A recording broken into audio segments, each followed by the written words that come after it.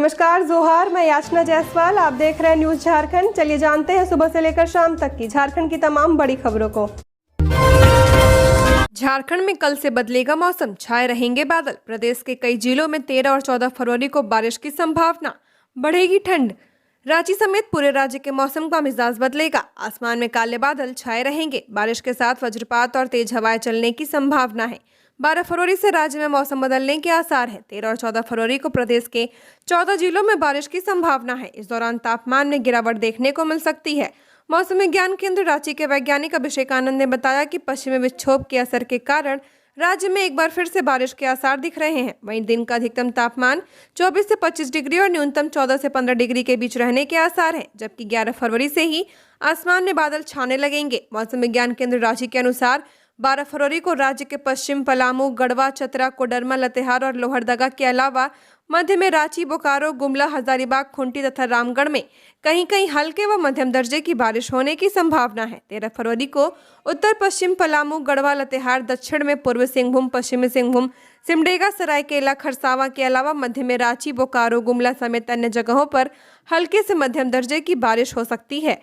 वहीं 14 फरवरी को राज्य के उत्तर यानी देवघर, दुमका व संथाल परगना, दक्षिण व मध्य में कुछ स्थानों पर गर्जन के साथ बारिश होने की संभावना है। हेमंत सोरेन से मिलने उनकी पत्नी कल्पना सोरेन पहुंची ईडी ऑफिस। करीब आधे घंटे तक हुई दोनों की मुलाकात। झारखंड के पूर्व मुख्यमंत्री हेमंत सोरेन से मिलने उनकी पत्नी कल्पना सोरेन ईडी कार्यालय पहुंची, जहां दोनों की एक दूसरे से मुलाकात हुई। हेमंत सोरेन फिलहाल न्यायिक हिरासत में हैं और ईडी उन्हें रिमांड पर लेकर रांची जमीन घोटाले मामले में पूछताछ कर रही है। आधे घंटे की मुलाकात। कल्पना सोरेन रविवार सुबह अपने पति से मिलने ईडी दफ्तर पहुंची। कल्पना करीब आधे घंटे तक ईडी दफ्तर में रही, जहां उन्होंने अपने पति हेमंत सोरेन का हालचाल लिया। हालांकि ईडी दफ्तर से बाहर आने के बाद कल्पना ने किसी से बात नहीं की, वह सीधे अपनी गाड़ी से वापस लौट गई। इससे पहले कल्पना सोरेन ने अपनी शादी की सालगिरह के मौके पर एजेंसी के दफ्तर में हेमंत सोरेन से मुलाकात की थी। 8 दिनों से ईडी रिमांड पर है हेमंत। गौरतलब है कि 31 जनवरी को राज्य के पूर्व मुख्यमंत्री हेमंत सोरेन को रांची जमीन घोटाले मामले में ईडी ने गिरफ्तार किया था। गिरफ्तारी के बाद उन्हें विशेष ईडी कोर्ट में पेश किया गया, जिसके बाद पहली बार कोर्ट ने हेमंत सोरेन से पूछताछ के लिए ईडी को 5 दिनों की रिमांड तय की थी। 5 दिनों की पूछताछ के बाद ईडी ने हेमंत सोरेन को कोर्ट में पेश किया था, जहां एक बार फिर से हेमंत सोरेन को 5 दिनों की रिमांड पर भेज दिया गया है, जिसके बाद से उनसे लगातार पूछताछ की जा रही है। हेमंत सोरेन की रिहाई तक नहीं मनाएंगे कोई पर्व, संताल समाज। झारखंड के पूर्व मुख्यमंत्री हेमंत सोरेन की गिरफ्तारी के विरोध में गिरिडीह के आदिवासी समुदाय के लोगों ने बड़ा ऐलान किया है। संताल समाज की बैठक में कहा गया है कि जब तक हेमंत की रिहाई नहीं हो जाती है, आदिवासी समाज में कोई सामूहिक उत्सव नहीं मनाया जाएगा। बैठक में कहा गया है कि पूर्व मुख्यमंत्री हेमंत सोरेन को हिम्मत देने के लिए समाज ने यह निर्णय लिया है। इसके साथ ही हर रविवार सामूहिक उपवास रखा जाएगा। उस दिन किसी के घर में चूल्हा नहीं जलेगा। इसके साथ ही हेमंत सोरेन की रिहाई तक प्रत्येक रविवार को नगाड़ा बजाया जाएगा और पूरे विधि विधान के साथ मांझी थान में पूजा अर्चना की जाएगी। राज्यपाल सीपी राधाकृष्णन ने बाबा तिलका मांझी की जयंती पर किया नमन। झारखंड के राज्यपाल सीपी राधाकृष्णन ने तिलका मांझी को उनकी जयंती और पंडित दीनदयाल उपाध्याय जी की पुण्यतिथि पर उन्हें श्रद्धांजलि अर्पित की है। उन्होंने तिलका मांझी की जयंती पर अपने एक्स हैंडल पर पोस्ट किया कि ब्रिटिश हुकूमत के शोषण और दमनकारी नीतियों के खिलाफ सर्वप्रथम क्रांति की आवाज बुलंद करने वाले भारतीय स्वतंत्रता संग्राम के महान क्रांतिकारी आदिवासी समाज के जननायक आदरणीय तिलका मांझी जी की जयंती पर उन्हें शत शत नमन है। वहीं पंडित दीनदयाल उपाध्याय की पुण्यतिथि पर उन्होंने लिखा कि देश और मानवता की सेवा करने की प्रेरणा देने वाले महान सामाजिक चिंतक पंडित दीनदयाल उपाध्याय जी की पुण्यतिथि पर उन्हें कोटि कोटि नमन है। खबरों में आगे बढ़ने से पहले अगर आपने अभी तक इस चैनल को सब्सक्राइब नहीं किया है तो सब्सक्राइब कर लें, जिससे आपको झारखंड की हर छोटी बड़ी खबर के अपडेट मिलते रहे। तो चलिए बढ़ते हैं खबरों की ओर। परीक्षा एजेंसी से ही लीक हुआ पेपर। चेन्नई से पकड़े गए दोनों युवक सतवत इन्फो के कर्मचारी। अब जेएसएससी अध्यक्ष से पूछताछ की तैयारी। झारखंड कर्मचारी चयन आयोग की झारखंड सामान्य स्नातक योग्यताधारी संयुक्त प्रतियोगिता परीक्षा 2023 के पेपर लीक मामले में चेन्नई से हिरासत में लिए गए दोनों युवक परीक्षा एजेंसी सतवत इन्फो प्राइवेट लिमिटेड के कर्मचारी हैं। तन्मय और शमशाद आलम से एसआईटी पूछताछ कर रही है। हालांकि देर शाम तक कोई ठोस साक्ष्य नहीं मिला था। उस मामले में टेक्निकल सेल की भी मदद ली जा रही है। उधर एसआईटी जीएसएससी के अध्यक्ष से भी पूछताछ की तैयारी में है। उनसे 1-2 दिन में पूछताछ हो सकती है। इससे पहले 8 फरवरी को एसआईटी ने जीएसएससी के कई अधिकारियों से पूछताछ की थी। इसके बाद इन अधिकारियों ने पूछताछ के नाम पर प्रताड़ित करने का आरोप लगाया था। ट्रेलर ने 2 लोगों को रौंदा, दोनों की मौत। गुस्साए ग्रामीणों ने किया सड़क जाम। पाकुड़ के हिरड़पुर थाना क्षेत्र में सड़क हादसा में 2 लोगों की मौत हो गई है। घटना बीते शनिवार देर रात को बिंदड़िया गांव से सटे डांगा पाड़ महेशपुर मुख्य सड़क पर पत्थर गिट्टी लोड एक तेज रफ्तार ट्रेलर वाहन ने 2 लोगों को रौंद डाला। घटना में दोनों की मौके पर ही मौत हो गई। इसकी सूचना मिलते ही स्थानीय पुलिस घटना स्थल पर पहुंची और छानबीन में जुट गई। जानकारी के अनुसार बिंदड़िया गांव के रहने वाले 25 वर्षीय देबू सोरेन और 45 वर्षीय रामेश्वर मरांडी सड़क पार कर रहे थे। इसी दौरान शहर ग्राम की ओर से पत्थर लोड ट्रेलर तेज रफ्तार से हिरड़पुर की ओर जा रहा था। इसी दौरान ट्रेलर अनियंत्रित हो गया और दोनों व्यक्ति को रौंदते हुए एक पक्की नाली में घुस गया। इस सड़क हादसे में दोनों की मौके पर ही मौत हो गई, जिसके बाद से मृतक के परिजनों का रो रो कर बुरा हाल है। घटना से आक्रोशित ग्रामीणों और परिजनों ने रात भर सड़क जाम कर दिया। सुबह भी सड़क जाम रही। वे मुआवजे की मांग कर रहे थे। रविवार सुबह घटना स्थल पर बीडीओ दिलीप टुडू सहित स्थानीय पुलिस मौके पर पहुंची और ग्रामीणों को आश्वासन देने के बाद सड़क जाम खुलवाया। सीयूईटी पीजी के आवेदन में आज से करे करेक्शन। 3 दिन खुली रहेगी करेक्शन विंडो। सीयूईटी पीजी 2024 का आवेदन करने वालों के लिए करेक्शन विंडो खोल दी गई है। यह करेक्शन विंडो 3 दिनों तक खुली रहेगी, अर्थात कैंडिडेट 13 फरवरी तक अपने एप्लीकेशन में निर्धारित सुधार कर सकते हैं। इसके लिए उन्हें आधिकारिक वेबसाइट pgcut.samarth.ac.in पर विजिट करना होगा। इस वेबसाइट पर जाकर 11 फरवरी से 13 फरवरी के बीच सीयूईटी पीजी 2024 के कैंडिडेट अपने आवेदन पत्र में हुई गलतियों को सुधार सकते हैं। आवेदन पत्र में गलतियों को सुधारना इसलिए ज़्यादा ज़रूरी है, यदि यह गलतियां रह जाती हैं तो एनटीए के द्वारा आवेदन पत्र रद्द कर दिया जाएगा। इसलिए सीयूईटी पीजी 2024 के कैंडिडेट अपने आवेदन पत्र को बारीकी से देख ले और यदि कोई गलती रह गई हो तो उसमें निर्धारित समय के अंदर सुधार कर ले। विधायक इरफान अंसारी ने कहा, भानु प्रताप शाही ने हड़पी आदिवासियों की जमीन। कल्पना सोरेन को बताया दुमका से भावी उम्मीदवार। कांग्रेस विधायक इरफान अंसारी ने बीजेपी विधायक भानु प्रताप शाही पर आदिवासियों की जमीन छीनने का आरोप लगाया है। उन्होंने हेमंत सोरेन को निर्दोष बताया है। साथ ही कहा कि आने वाले लोकसभा चुनाव में दुमका से कल्पना सोरेन उम्मीदवार होंगी और वो जीत भी हासिल करेंगी। जमताड़ा विधायक इरफान अंसारी ने भाजपा के भवनाथपुर विधायक भानु प्रताप शाही पर सैकड़ों एकड़ आदिवासी जमीन छीनने का आरोप लगाया है। विधायक ने कहा है कि पूर्व मुख्यमंत्री हेमंत सोरेन ने कोई अपराध नहीं किया है, उन्हें गलत ढंग से फंसाया गया है, जबकि भाजपा के विधायक भानु प्रताप शाही सैकड़ों एकड़ आदिवासी जमीन पर फार्म हाउस बनाकर रह रहे हैं, जिसे बर्दाश्त नहीं किया जाएगा। विधायक इरफान अंसारी ने भानु प्रताप शाही की जमीन के भी जाँच की मांग की है। उन्होंने कहा कि भानु प्रताप मामले की भी जाँच होनी चाहिए, उन्हें आदिवासी की जमीन को वापस करना होगा। बजट सत्र को नहीं मिली है राज्यपाल की मंजूरी, जाने क्यों। झारखंड विधानसभा का बजट सत्र 23 फरवरी से प्रस्तावित है। इस बजट सत्र की मंजूरी अब तक राज्यपाल की ओर से नहीं मिली है। दरअसल राज्यपाल सीपी राधाकृष्णन इन दिनों राज्य से बाहर हैं। कहा जा रहा है कि 13-14 फरवरी को वह रांची लौट सकते हैं। राज्यपाल के लौटने के बाद ही बजट सत्र बुलाए जाने की संबंधित अधिसूचना जारी की जाएगी, तब बजट सत्र आहूत किया जाएगा। गौरतलब है कि झारखंड की राजनीति में इन दिनों काफी उथल पुथल देखने को मिला है। जमीन घोटाला मामले में हेमंत सोरेन की गिरफ्तारी के बाद विधायक दल के नेता चुने गए चंपई सोरेन ने 2 फरवरी को मुख्यमंत्री के रूप में शपथ लिया था। 16 फरवरी को चंपई सरकार के मंत्रिमंडल का विस्तार होना है। इस बजट सत्र में विधायक तारांकित प्रश्न नहीं पूछ सकेंगे। ऐसी स्थिति इसलिए बन रही है क्योंकि बजट सत्र में कई तरह के प्रश्न लिए जाते हैं। तारांकित, अल्पसूचित व अन्य तारांकित प्रश्न पूछने के लिए झारखंड विधानसभा की कार्यपालिका नियमावली में कुछ शर्तें निर्धारित की गई हैं। विधानसभा सचिवालय को विधायकों से सत्र की पहली बैठक से कम 14 दिन पूर्व तारांकित प्रश्न प्राप्त हो जाना चाहिए। इसलिए राज्यपाल द्वारा सत्र आहूत करने संबंधित अधिसूचना कम से कम 15 दिन पूर्व जारी हो जानी चाहिए थी। इस शर्त के अनुसार अगर बजट सत्र 23 फरवरी से प्रस्तावित होता है तो इसकी अधिसूचना 9 फरवरी को जारी हो जानी चाहिए थी, जो इस बार नहीं हो पाई है।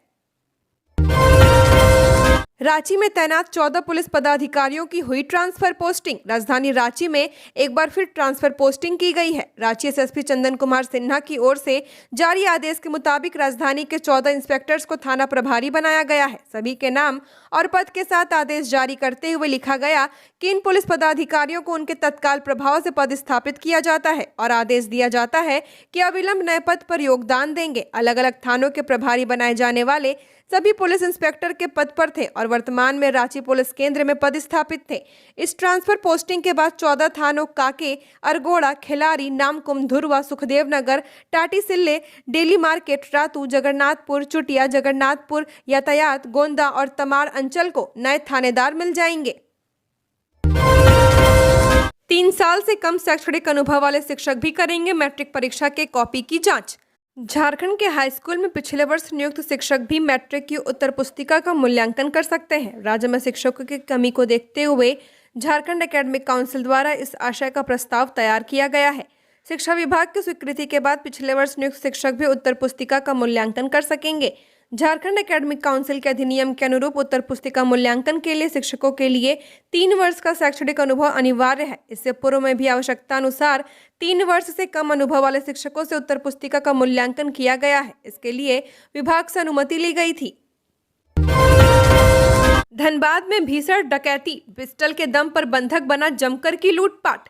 जिले में अपराधियों ने एक घर में घुसकर हथियार के बल पर लोगों को बंधक बनाकर डकैती की घटना को अंजाम दिया है। नकाबपोश अपराधियों ने घर के लोगों के साथ मारपीट भी की है। लूटकांड में करीब आधा दर्जन अपराधी शामिल थे। इस दौरान अपराधी लाखों रुपए के आभूषण और नकदी लेकर फरार हो गए हैं। पुलिस रात से ही मामले की जांच कर रही है। घटना बलियापुर थाना क्षेत्र की है, जहां सिंदूरपुर स्थित बांग्ला भाषा उन्नयन समिति के संस्थापक बेंगू ठाकुर के आवास पर शाम करीब 7 बजे नकाबपोश अपराधियों ने दस्तक दी। बेंगू ठाकुर के बेटे राजेश मुखर्जी ने बताया कि अपराधियों ने दरवाजा खटखटाया। इसके बाद उनकी पत्नी झुमा मुखर्जी ने दरवाजा खोला। पत्नी ने जैसे ही दरवाजा खोला, अपराधियों ने उन्हें बंधक बना लिया। इससे वह चिल्लाने लगी। चिल्लाने की आवाज सुनकर बेंगू ठाकुर, उनकी पत्नी भारती और राजेश मुखर्जी दरवाजे की ओर दौड़े। अपराधियों ने इन तीनों को भी हथियार के बल पर बंधक बना लिया और उनकी पिटाई करते हुए सभी के हाथ पैर गमछे व अन्य कपड़ों से बांध दिए। अपराधी 5 करोड़ रुपए की मांग कर रहे थे।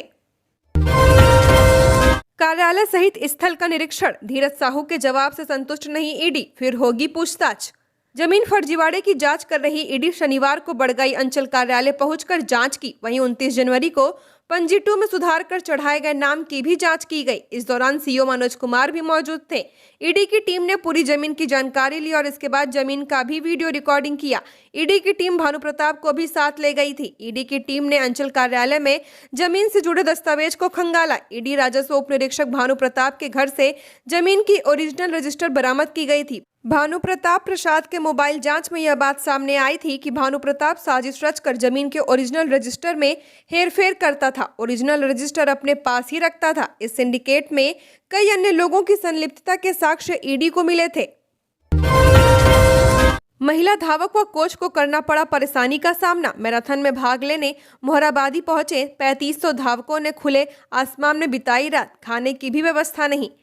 कोल इंडिया मैराथन 2024 का आयोजन मोहराबादी में 11 फरवरी को होगा। प्रतियोगिता में 33 लाख रुपए से अधिक की राशि पुरस्कार स्वरूप दी जाएगी। इसमें देश के विभिन्न हिस्सों से लगभग 7500 से ज्यादा धावक हिस्सा लेंगे। लगभग 1400 महिला धावक भी होंगी। इसमें झारखंड के अलावा बिहार, उत्तर प्रदेश, उड़ीसा, पश्चिम बंगाल के धावक भी शामिल होंगे। मैराथन में भाग लेने के लिए भारतीय ओलंपिक संघ के अध्यक्ष पीटी ऊषा शनिवार की शाम रांची पहुंच गई। देर रात 11 बजे तक मोहराबादी में 3500 धावकों का जमावड़ा लग चुका था। उन्हें काफी परेशानियां उठानी पड़ी। मोहराबादी मैदान में ठंडी हवा के बीच खुले में चादर, फ्लेक्स बोर्ड बिछा ओढ़कर सोए, भोजन खरीद कर खाया। टॉयलेट की व्यवस्था न होने से महिला धावकों को खासा परेशानी हुई। अब तक ईडी ऑफिस नहीं पहुंचे कांग्रेस सांसद। बीएमडब्ल्यू को लेकर कल 10 घंटे हुए सवाल जवाब। पूर्व सीएम हेमंत सोरेन से मिली कल्पना।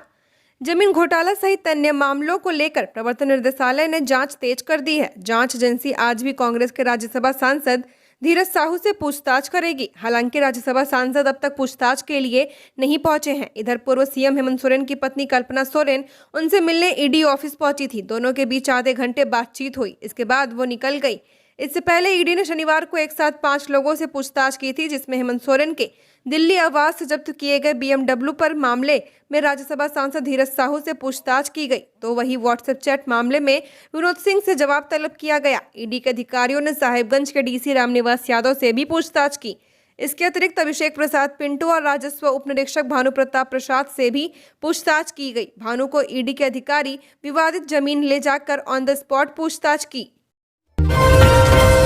HEC के पास 1200 करोड़ का कार्यादेश, लेकिन प्रबंधन के पास काम शुरू करने का रोड मैप नहीं। CPIM HEC कर्मियों का आंदोलन 2 महीने से जारी है। बकाया वेतन की मांग समेत अन्य मांगों पर कर्मचारी लगातार आंदोलनरत है। पिछले दिनों इस मामले में HEC के वरीय अधिकारियों के साथ बैठक भी हुई थी, लेकिन बकाया वेतन भुगतान पर कोई जवाब आंदोलनरत कर्मियों को नहीं मिला।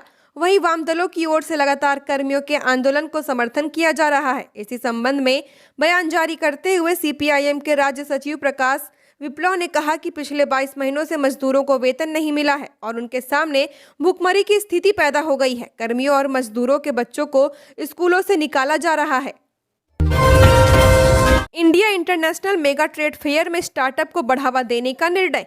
Federation of Jharkhand chamber of commerce and industries की स्टार्टअप उप समिति की बैठक में India international mega trade fair में फेस्ट लगाकर स्टार्टअप को बढ़ावा देने का निर्णय लिया गया। फेयर में स्टार्टअप उद्यमियों के लिए सेमिनार के आयोजन की बात भी कही गई। बैठक के दौरान स्टार्टअप में निवेश करने के लिए निवेशकों के साथ भी बैठक पर जोर दिया गया। इसके लिए सरकार के सहयोग से लेने की बात कही गई थी। उप समिति के सदस्यों ने चैम्बर को इस दिशा में आगे बढ़कर पहल करने का आग्रह किया। उनके प्रोडक्ट्स एवं सर्विसेज को प्रमोट करने में सहयोग का भी आग्रह किया।